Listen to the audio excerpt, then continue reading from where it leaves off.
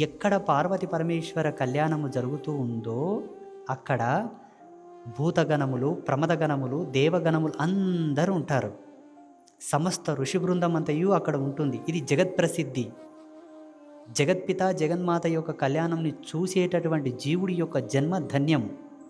అందుకే ఎక్కడ కళ్యాణము జరిగినా ఫలానా ప్రదేశంలో పార్వతి పరమేశ్వర కళ్యాణం చేస్తున్నారంట అని నీ చెవిలో పడితే నీకు వీలుంటే తప్పకుండా ఆ కళ్యాణ ఘట్టమును తిలకించు.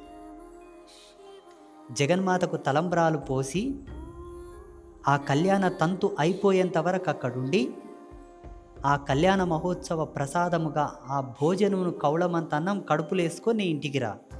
నీకు సాక్షాన్ కైలాసవాసుని యొక్క అనుగ్రహం దొరుకుతుంది. ఇది శివపార్వతుల యొక్క కళ్యాణ మహోత్సవాన్ని తిలకించి వీక్షించినటువంటి పుణ్యఫలం.